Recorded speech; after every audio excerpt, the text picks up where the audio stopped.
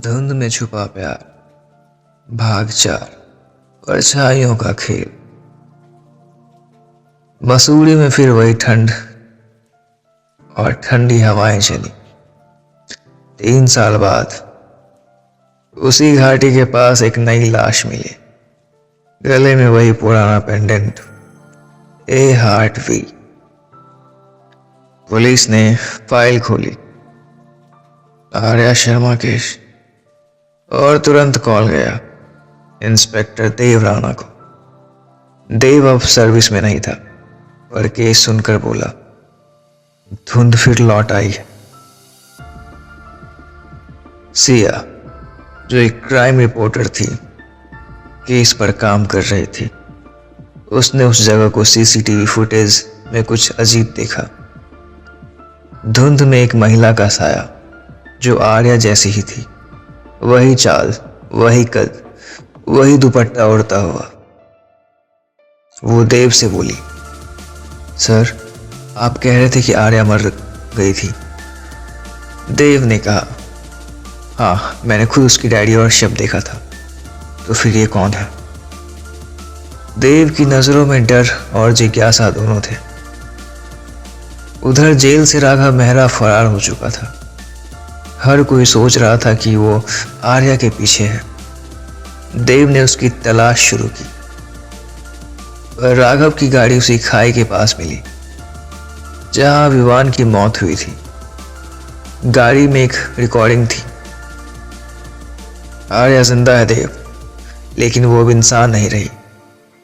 देव के हाथ कांप गए। देव और सिया आर्या के पुराने घर पहुंचे। दीवारों पर विवान की तस्वीरें थी, पर हर तस्वीर में चेहरा थोड़ा थोड़ा राघव जैसा दिखता था। सिया बोली, क्या तुम्हें लगता है आर्या ने राघव को मार दिया? देव बोला, नहीं, मुझे लगता है राघव ने खुद को आर्या में बदल लिया है। सिया हंसी, मतलब? देव ने कहा, कभी कभी प्यार की सजा इतनी गहरी होती है कि इंसान खुद वो बन जाता है जिससे वो नफरत करता है। रात में देव अकेला अपने कमरे में बैठा था। अचानक उसके फोन पर कॉल आया। Private number? वो बोला, कौन? वो आवाज आई आर्या की। तुम्हें लगा मैं मर गई?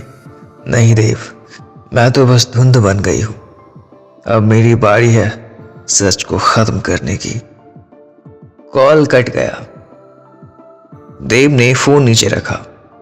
स्क्रीन पर लिखा था, location Mussoorie Cliff point.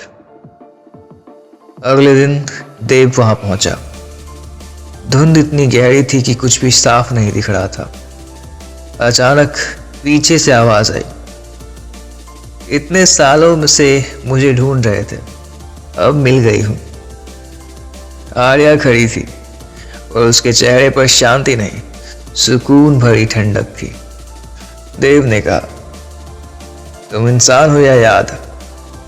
Arya मुस्कुराई, दोनों नहीं, मैं वो अधूरा वादा हूं जो किसी ने पूरा नहीं किया। देव ने पूछा, राघव कहाँ है? वो बोली, यही मेरे अंदर। आर्या आगे बढ़ी। उसकी आंखों में दो परछाइयां झलक रही थी, एक विवान की, एक राघव की। वो बोली, अब सब खत्म होगा। जो प्यार को खेल समझे, उसे मैं धुंध में हमेशा के लिए गुम कर दूंगी। देव ने एक कदम बढ़ाया। आर्या रुको, लेकिन अगले ही पल वो धुंध में समा गई और हवा में वही आवाज गूंजी, प्यार कभी मरता नहीं, बस जगह बदल लेता है। अगली सुबह पुलिस ने घाटी में किसी की लाश नहीं पाई, सिर्फ वही पेंडेंट। देव ने आसमान की ओर देखा और कहा, कभी कभी सच इंसान नहीं, कहानी बनकर जिंदा रहता है।